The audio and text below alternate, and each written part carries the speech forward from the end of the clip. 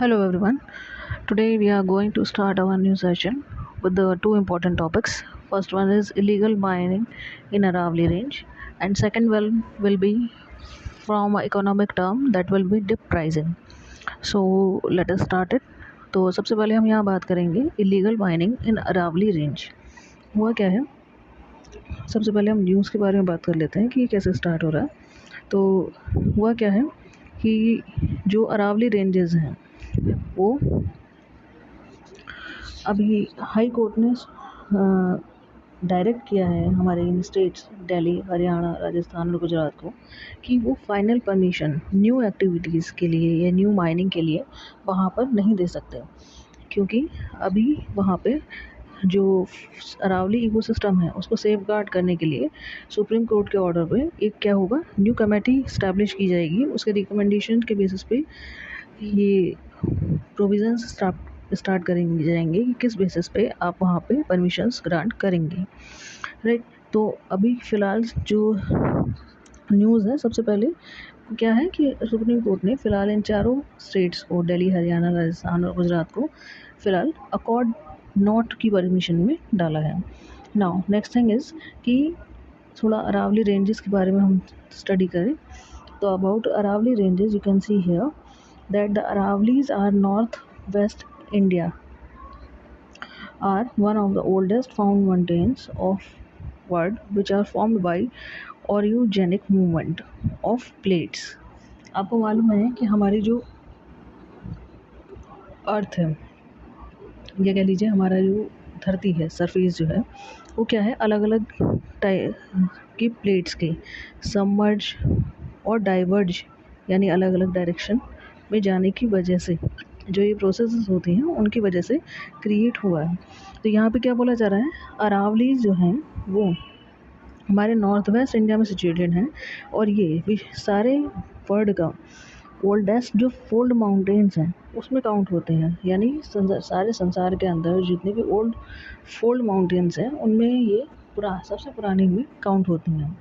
अब ये ओरिजिनिक मूवमेंट क्या है, तो अभी आप देख सकते हैं कि मैंने आपको बताया कि जो प्लेट्स हैं धरती की मूवमेंट की वजह से जब वो दोनों दो प्लेट्स आपस में एक दूसरे के सामने आके इस तरीके से सबमर्ज होते हैं, यानी जब ये पास आएंगे इस तरीके से तो एक के ऊपर एक कह सकते हैं ऊपर मूवमेंट करेगा, तो ये क्या होगा, हल्का सा ऊपर चढ़ जाएगा इसके, है ना। तो ये जो प्रोसेस होती है जिसमें एक प्लेट दूसरे के ऊपर कह सकते हैं चढ़ जाएगी, उसको बोला जाता है ओरिजिनिक मूवमेंट। तो इस तरीके से फोल्ड्स क्रिएट होते हैं और उनसे जो माउंटेन्स बनते हैं उसको बोलेंगे आप फोल्ड माउंटेन्स। तो अरावली उसी टाइप की एक रेंज है। Now it extends from Raisina hills in new Delhi to Khed Brahma, Khed Brahma and Palanpur in Gujarat. ये कहाँ से स्टार्ट होता है, रायसीना हिल्स न्यू दिल्ली में जो है, आपने सुना होगा न्यूज़ में कई बार नाम आता है रायसीना रोड का, तो वहाँ पर रायसीना हिल्स हैं, उसी के बेसिस पे इसका नाम है। तो रायसीना हिल्स जो न्यू दिल्ली में है वहाँ से स्टार्ट होके गुजरात के अंदर एक जगह आती हैं खेड़ ब्रह्मा और पालनपुर, वहाँ तक ये एक्सटेंडेड है, राइट। तो अब ये बीच में हमारे को यहाँ थोड़ा लोकेशन आप अगर देखें तो क्या है, हमारी दिल्ली से ये स्टार्ट होता है और फिर राजस्थान, देन अपना कहाँ जाएगा, Haryana and then also it is going to Gujarat. तो ये पूरा एरिया यहाँ पे इस तरीके से कवर्ड होता है, पहले Delhi, then Haryana, then Rajasthan and then Gujarat. Now in this thing some important rivers are also flowing from this point that we comes। देखो यहाँ पे मैंने मेंशन किया है इंपॉर्टेंस ऑफ अरावली में। ये सबसे पहली बात कि सबसे ज़्यादा जिसका पार्ट आता है अरावली रेंजेस का, अबाउट 80% कहाँ सिचुएटेड है, इन राजस्थान, जिसके दो मेन पार्ट होते हैं, दो मेन रेंजेस हैं, सांबर सिरोही और सांबर खेतरी, राइट। अब इसमें कुछ रिवर्स भी हैं जो इम्पोर्टेंट हैं हमारे लिए, जैसे फर्स्ट रिवर है Banas, then Luni and then Sahibi. ये कुछ इंपॉर्टेंट रिवर्स हैं इसके। इसमें कुछ ट्राइबल कम्युनिटीज़ आपको देखने के लिए मिलती हैं जिनमें इंपॉर्टेंट है भील, भील मीना, मीना। ये भील मीना और मीना अलग अलग है, भील अलग है, मीना अलग है और भील मीना अलग है। देन इसमें आती है ग्रासिया, ये भी एक टाइप का ट्राइबल ग्रुप है। आफ्टर दिस मेजर मिनरल्स यहाँ पे हमें कौन से मिलते हैं जिसकी वजह से माइनिंग होती है यहाँ पे, that are copper, zinc, marble, lead and silver. इन सारी मिनरल्स को फाइंड आउट करने के लिए, निकालने के लिए हम क्या करते हैं, माइनिंग करते हैं। और उसी के रिगार्डिंग अभी सुप्रीम कोर्ट का ऑर्डर भी आया है कि इलीगल माइनिंग जो होती है उसको रोकना है यहाँ। Now one of the important thing is that its highest peak is in Guru Shikhar, that is in mount Abu range. आपने सुना भी होगा, माउंट आबू राजस्थान में एक फेमस टूरिस्ट प्लेस है, उसमें एक हाईएस्ट पीक आता है गुरु शिखर, जो अरावली का भी हाईएस्ट पीक है, right. Now the next thing is what are the concerns of mining. क्या होगा अगर माइनिंग हम बिना सोचे समझे या कह लीजिए इलीगल फॉर्म में इसी तरीके से करते रहेंगे। तो हुआ क्या है, ओवर 25% जो हमारा हिल का एरिया है और उसमें 31 हिल काउंट होती हैं, वो डिसअपियर हो गई हैं इलीगल माइनिंग की वजह से। डिसअपियर का मतलब धीरे धीरे वो इतना ज़्यादा हम वहाँ पे माइनिंग कर चुके हैं कि अब वो हिल्स के फॉर्म में दिखती ही नहीं है, प्लेन्स बन गए हैं। Now second thing can be man and wild animal conflict. अब सीधी सी बात है, अगर हिल्स नहीं होंगे तो उसके ऊपर क्या होगा, फ्लोरा और फौना का लॉस होगा। फ्लोरा फौना में फॉरेस्ट और हमारे एनिमल्स का लॉस होगा। जब धीरे धीरे आप फॉरेस्ट को कट करोगे तो ऑब्वियस सी बात है, अब पहली बात आपका फ्लोरा लॉस हो गया वहाँ से। देन जब आपने फॉरेस्ट ख़त्म कर दी तो वहाँ रहने वाले एनिमल्स जो हैं उनके ऊपर नेक्स्ट प्रॉब्लम आती है। और उसकी वजह से क्या होता है, धीरे धीरे मैन यानी ह्यूमंस और वाइल्ड एनिमल्स का कॉन्फ्लिक्ट बढ़ता है, एक दूसरे के ऊपर वो अटैक करने की कंडीशन में आ जाते हैं, क्योंकि एनिमल्स के पास अब घर नहीं रहा रहने के लिए, फॉरेस्ट नहीं रहा, तो ऑब्वियस सी बात है वो बस्तियों में घूम गए हैं। Now the next thing is river dryness. इसी वजह से क्या है, जब फॉरेस्ट नहीं रहेंगे तो रिवर्स सूखने लगते हैं। So now we will look on the next topic, that is drip pricing. तो इसकी भी स्टार्टिंग एक रिसेंट न्यूज़ से होती है, जो अभी हाल फिलहाल में हुआ क्या है वो देख लेते हैं पहले। रिसेंटली सेंट्रल गवर्नमेंट ने वार्न किया है कस्टमर्स को against deceptive practice known as drip pricing. क्या होता है ये, गवर्नमेंट ने अभी हम कस्टमर्स को थोड़ा वार्न करने की कोशिश की है कि हम ड्रिप प्राइजिंग से थोड़ा सतर्क रहें।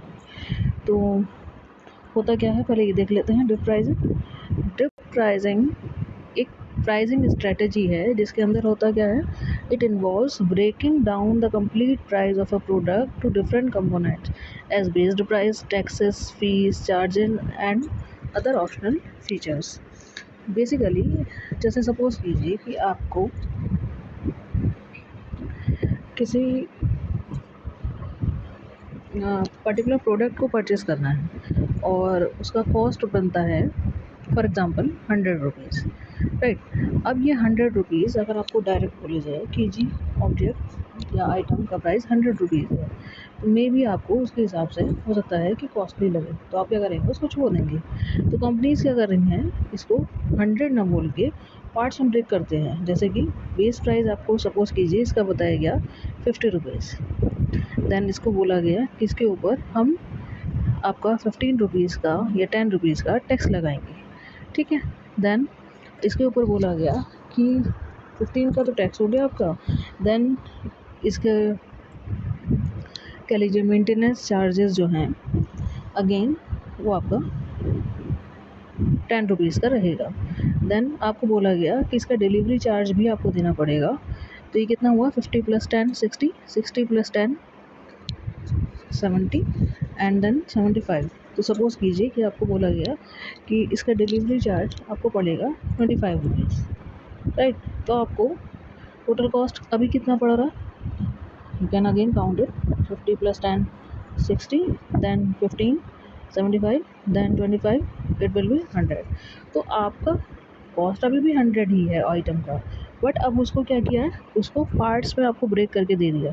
आपको स्टार्टिंग में बोला जाएगा कि ऑब्जेक्ट आपका 50 रुपीज़ का है, देन आप जब उसको परचेज़ करने के लिए जाएंगे तो आपको बताया जाएगा कि नहीं सर, इसके अंदर 50 रुपीज़ बेस प्राइस है, देन हम उसके ऊपर टैक्स लगाएंगे, देन आपकी सर्विस चार्ज लगेगा एंड देन डिलीवरी चार्ज लगेगा। तो टोटल मिल के 100 रुपीज़ का ही आपको पड़ेगा। तो अब आप कई बार क्या करते हैं, इतनी सारी टेक्निकली चीज़ों में ना जाके उसको बोलते हैं कि चलो कोई नहीं, जो भी टोटल होता है उसको करो और मेरे को ही दे दो। तो ये एक मेथड है जिसके थ्रू आपको मेन प्राइस ना बताया जा रहा है, बल्कि उसको इस तरीके से ब्रेक किया जा रहा है कि वो टेक्निकल हो जाता है। और कई बार क्या करते हैं कंज्यूमर्स, जल्दबाजी में या बिना कंपेयर किए, या कह लीजिए कि अपना पूरा उसके बारे में एनालाइज़ किए बिना हम क्या करते हैं, उसको ख़रीद लेते हैं। तो इससे हुआ क्या, अल्टीमेटली कंपनी को फ़ायदा हुआ। कॉस्ट उसकी अभी भी उतनी ही निकल के आई 100 रुपीज़, बट अब उसने आपको टेक्निकल चीज़ों में उलझा के, टेक्निकल टर्म्स में उलझा के उस 100 रुपीज़ की चीज़ को आपको पहले बताया 50 का, एंड देन उसका प्राइस आपसे 100 ही लिया है। तो इस मेथड को आप कहेंगे डिप प्राइसिंग। तो वही चीज़ आपको यहाँ एक्सप्लेन की जा रही है कि it is a pricing strategy that involves breaking down the complete price of a product to different components such as base price, taxes, fees and charges for optional features. Now initially businesses may advertise only based prices. मैंने आपको बताया कि 100 का object ही है, but आपको initially base price क्या बताया जाएगा, only 50 rupees. Then full amount of item is disclosed later during purchasing. जब आप उसको ख़रीदने जाएंगे, बिल बनवाएंगे, तब आपको बताया जाएगा नहीं सर इस पर इतना चार्ज रहेगा, इतना टैक्स रहेगा, इतना आपका डिलीवरी चार्ज रहेगा, एंड देन टोटल आपको प्राइस ये पड़ेगा। तो इस तरीके से आपके मेन कॉस्ट को पार्ट्स में ब्रेक डाउन किया जा रहा है, राइट। तो ये आप कह सकते हैं, इससे एक हमारे लिए कन्फ्यूज़न की स्थिति भी पैदा होती है। अब इसको एक एग्जाम्पल की हेल्प से अगर आप देखें तो ये क्या है, यहाँ देखिए मैंने आपको बोला इम्पैक्ट्स ऑन, पर ये देख लेते हैं ज़रा एग्जांपल क्या है। हम एग्जांपल लेंगे फूड डिलीवरी बिजनेस का। तो इसमें सपोज़ कीजिए कोई पर्टिकुलर कॉस्ट है फूड आइटम का, लेकिन वो कॉस्ट ना बता के आपको बेस प्राइस बताया जाएगा, और फिर उसमें क्या करेंगे, इस तरीके से चार्जेस ऐड किए जाएंगे। जैसे फर्स्ट होगा delivery fee, service fee, menu item, then search pricing and then minimum order price. तो क्या है, इस तरह से टोटल जब आप उसको करेंगे तो आपकी कॉस्ट निकल के आएगी। तो इसमें क्या हुआ, प्राइजेस को ड्रिप करके, कम करके, आपको कंपोनेंट्स ब्रेक करके तब बताया जा रहा है, ठीक है। आफ्टर दिस अब इसका हमारे ऊपर यानी बेसिकली कंज्यूमर्स के ऊपर क्या इफ़ेक्ट आता है, तो उसके लिए क्या देखेंगे, इस डायग्राम को देखिए ज़रा क्या बोल रहा है। सबसे पहले मिसलीडिंग एडवर्टाइजिंग की जाती है। इसके लिए आपको मेन कॉस्ट नहीं बताई जाएगी, आपको सिर्फ बेस प्राइस बताया जाएगा, और उसके लिए क्या होगा, एक मिसलीडिंग यानी कन्फ्यूज़न वाली एडवर्टाइजमेंट आपके सामने पेश की जाती है। जैसे वो बोलते हैं ना, कोई बार सस्ता है वाली कंडीशन। देन हिडन कॉस्ट, वही ये सारे चार्जेस आपको डिलीवरी के टाइम पे बताए जाएंगे, तो ये हिडन चार्जेस होते हैं। देन रिड्यूस ट्रस्ट, अब क्या होगा जब इस तरह की कंडीशन होगी, then in that condition there will be a trust issue. तो हमें किसी भी आइटम को लेने टाइम सब हमारे दिमाग में वही कन्फ्यूज़न कह लीजिए, ये ट्रस्ट इशू रहेगा। Now the next thing is regulatory scrutiny. तो कई बार इसकी भी हमें प्रॉब्लम आती है। So now this is all about the depricing. I hope this one is clear. Chalo, so we will meet in the next video. Thank you.